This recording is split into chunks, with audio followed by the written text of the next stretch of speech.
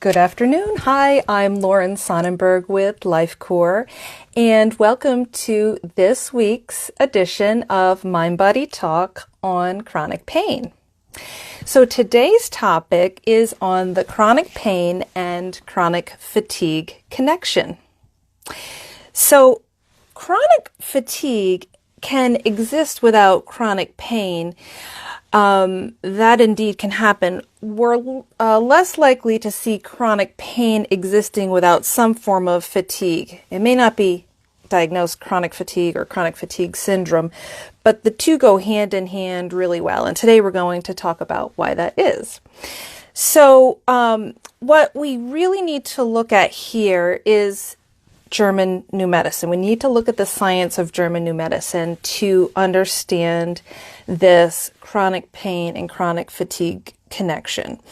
So even if you have chronic fatigue and you don't have chronic pain and or vice versa, you're likely going to benefit from the information that we're talking about here today.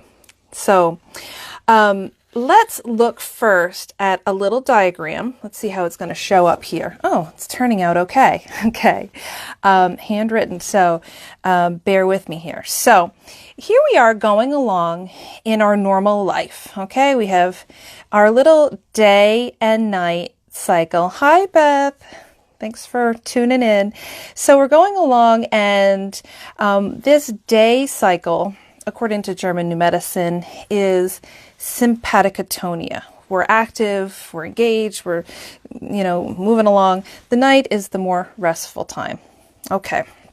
So we're doing our life, and along comes this thing. It's called a DHS. Don't worry about what it stands for in German New Medicine. Essentially what that is a conflict shock, an experience that you didn't see coming.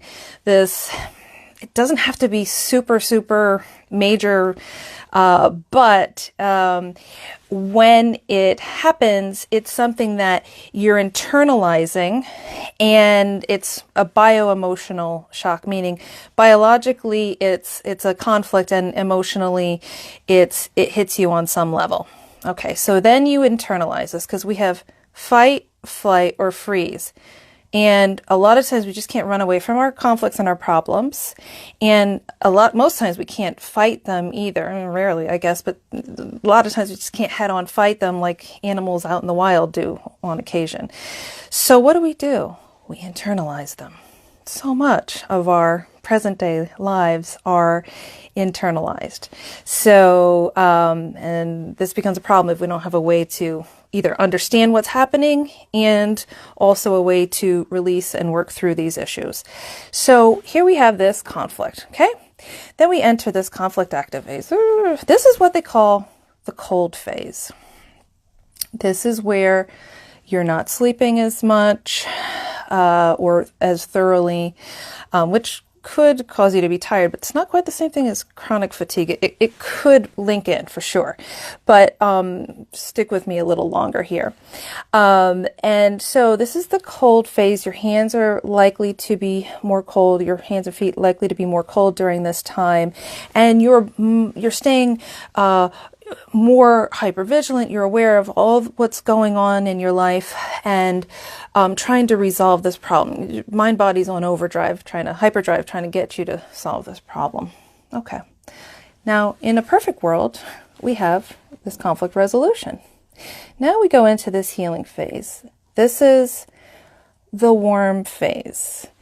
This is vagatonia. I should have mentioned this over here in the cold phase is called sympathicatonia, which is similar to the natural sympathicatonia we have during the day.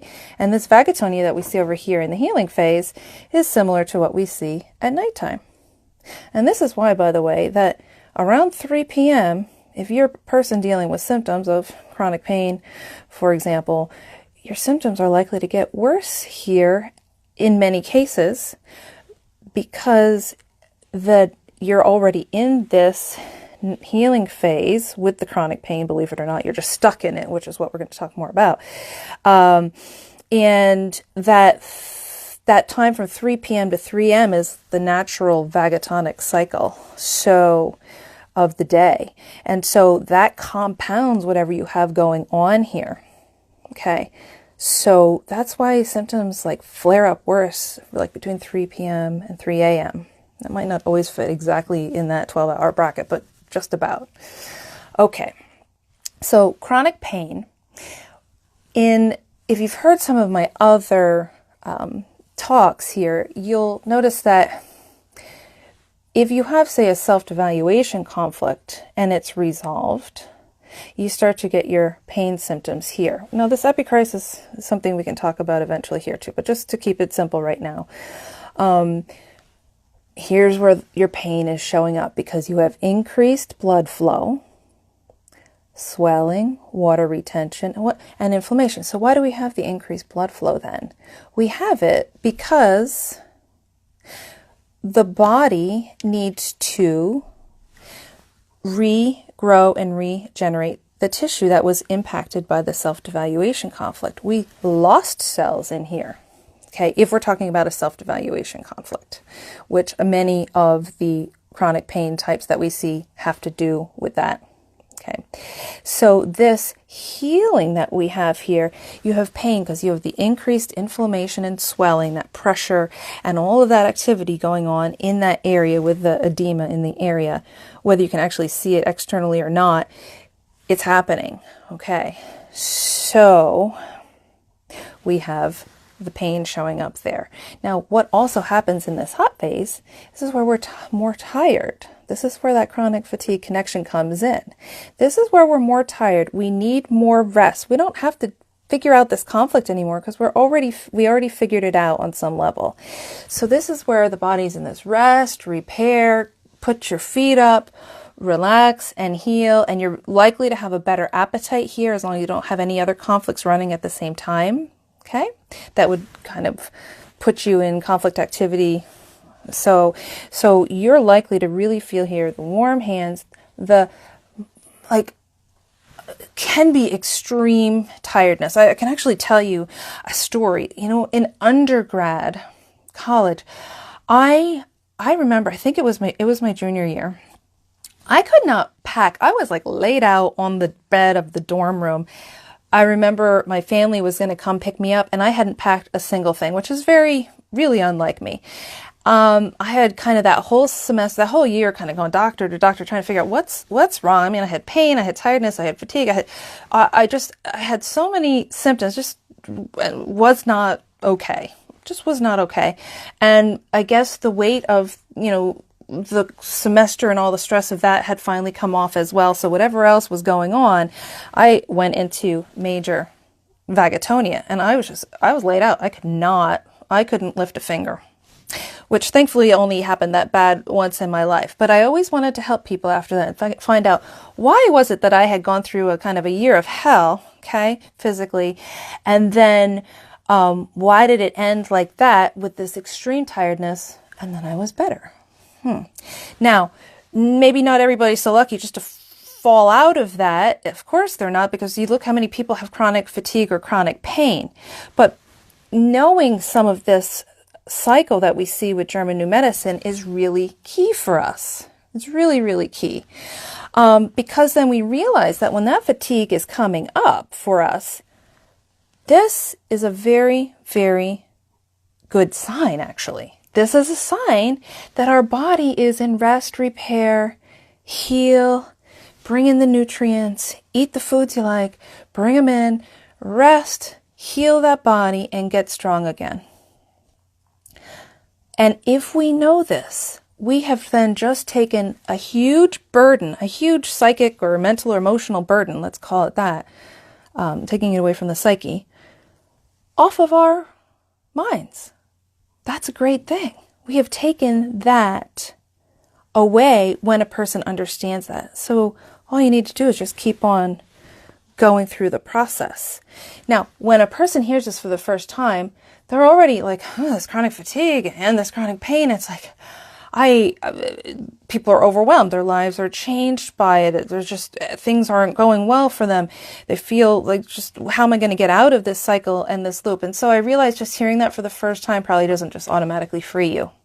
But as you begin to, when that chronic fatigue ekes in, the next time you have a flare up with your pain, or when the fatigue creeps in, even if it comes in acutely versus in a diagnosed kind of chronic fatigue way, you'll know my body is trying really hard to rest and relax right now. And then you won't do so much of this, oh, I should be doing more. Okay, we may want to do more, and we may think we'd like to do more around the house or here and there. Hi, Kathy. And so it's, but it's something we can then say to ourselves, you know what? This is my time for rest and repair. I need to honor my body's needs right now. I've just gone through a lot, whatever it was that you were going through. Maybe you didn't even know what you were going through. And now I'm in this healing phase. And I need to honor that and to realize, you know, this fatigue and this pain is actually my body doing its darndest to heal. That is a really, really good thing. So I'm just going to pause for a second and see if there are any questions. I'm going to do hopefully a better job of checking in than last time. The feed last time wasn't scrolling up. So I have the computer running as well as the phone here. So hopefully I'll see it if it does pop up. So far I don't see anything. I could be wrong, but let me just double check here. No, I don't see anything. Okay.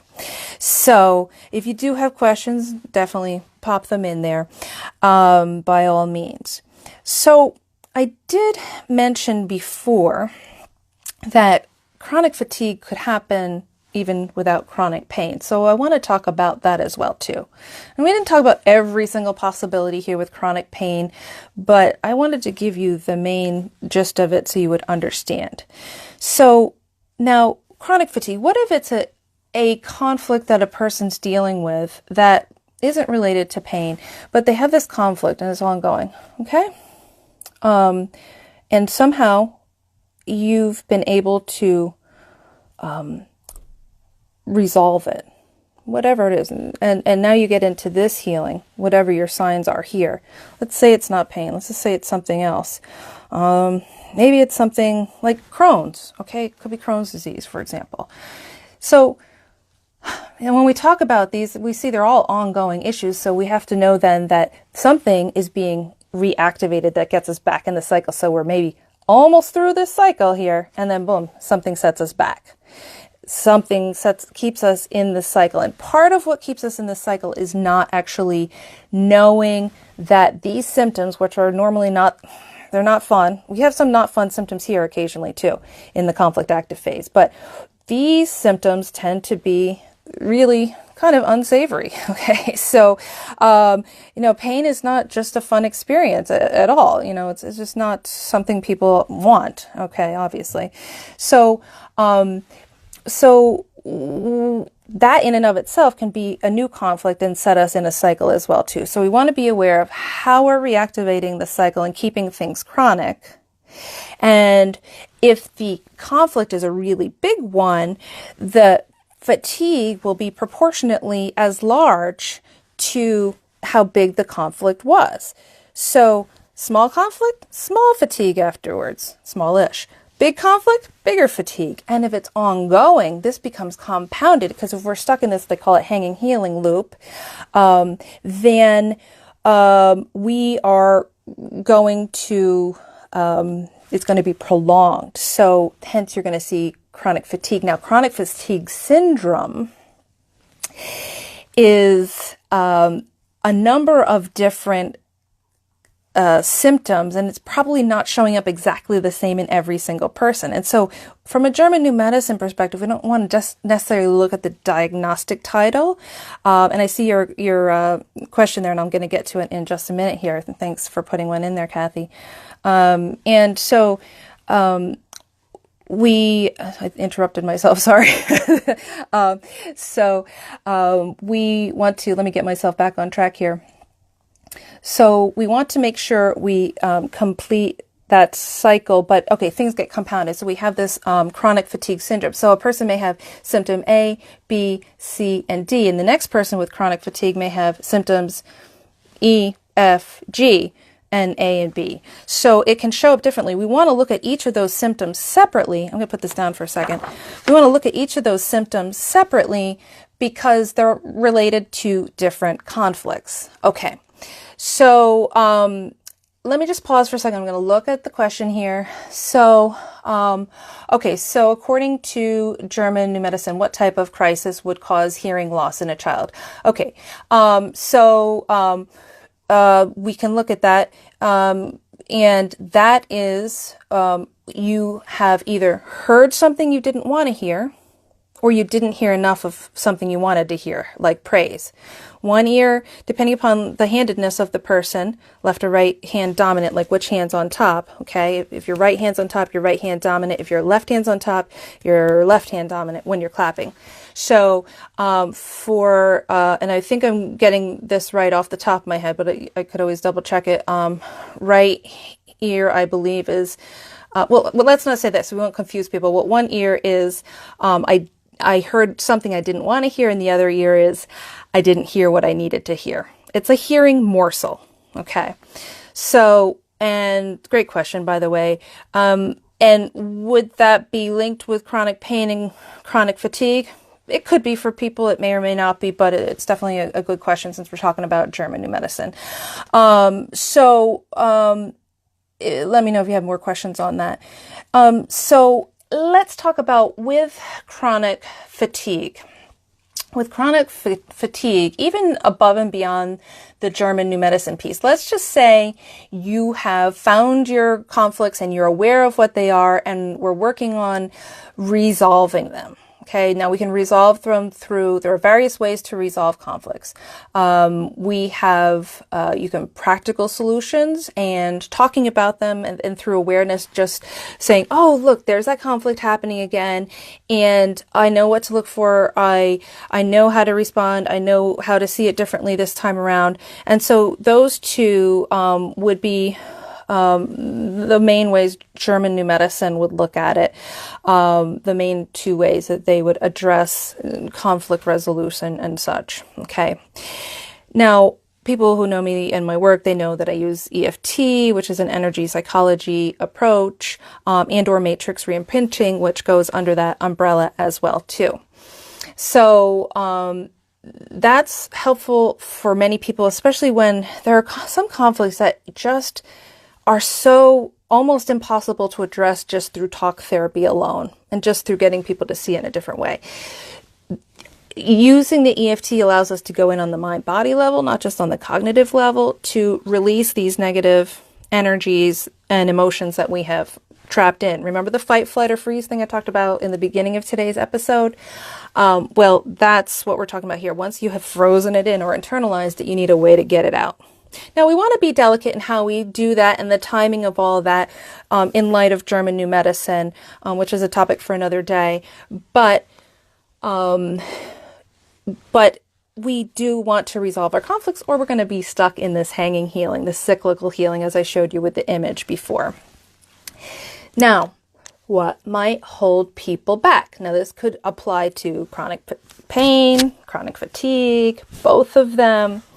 So just ask yourself a simple question, or it might not be so simple. The answer might not be simple, but the question is, so what in life are you resisting? Maybe even before you had symptoms, what in life might you have been resisting?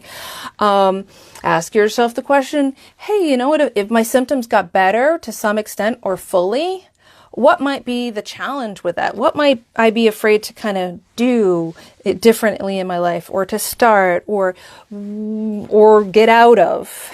Where might I have been dragging my heels, or where might I had fear in my life about changing things up a little bit? That's a really good starting place. Even if you don't know how to do EFT at all, it's going to get your mind thinking and your wheels turning, because we can subconsciously be holding on to patterns. I'm not saying we're choosing to hold on to symptoms. We're not, but we may be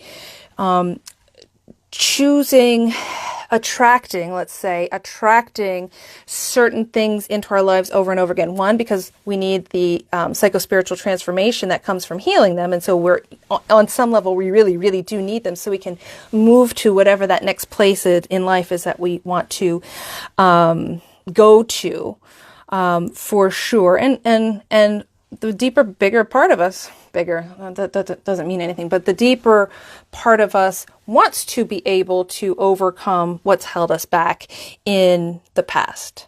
So these are some questions to look at. And in sum total here, with chronic pain and chronic fatigue, we realize that anything that's chronic is happening obviously over and over again. There is some conflict that is being reactivated, and or even if that initial conflict isn't being reactivated, there's something that's keeping us stuck in that healing phase. We might be, the symptoms themselves become their own new conflict, okay? And so we start to resolve that, but then those symptoms come up again. And so you're just stuck in that cycle. And if you don't know German New Medicine, it's going to feel daunting. You're not going to say, oh, look, healing symptoms, even though they're horrible and I don't want to deal with them right now. Like, at least you would know what they are, and you could say, to celebrate them might be a big stretch, but to say, you know what? I knew it was coming. They told me. They said this should be coming along, and now I'm not as shocked that it has. The fact that I want to sleep all day at this, acute healing, or at this phase in my healing, when it's just really, really intense. Okay, I'm going to honor that. I'm not going to push against it. I'm not going to force myself to go out and run a marathon, obviously. So just give yourself the time and the space to allow healing to happen. Now, I can say that easily, and most people can give me at least 3 reasons off the top of their head why, they're not allowed to go just heal.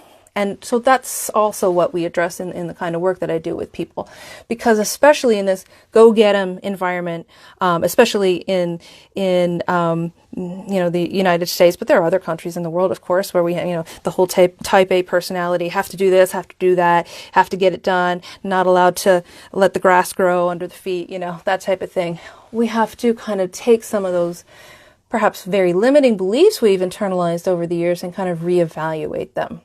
So let me check in to see if anybody has any other questions, okay, on the topic for today, or any other questions. And if not, I will say thank you so much for joining me this week. And hi, Melissa. I see your little picture came up there. So thanks for joining in as well. So we are actually at the end of our presentation today. So I will look forward to seeing everybody next week. And of course, if you're interested, we have the free Facebook group, which is the Chronic Pain Mind Body Empowerment Group, which is like a support group, meets getting you understanding the mind-body connection, and that just all comes together there. We're a small but growing group, and so feel free to spread the word. Thanks again, and we'll see you next week. Bye-bye.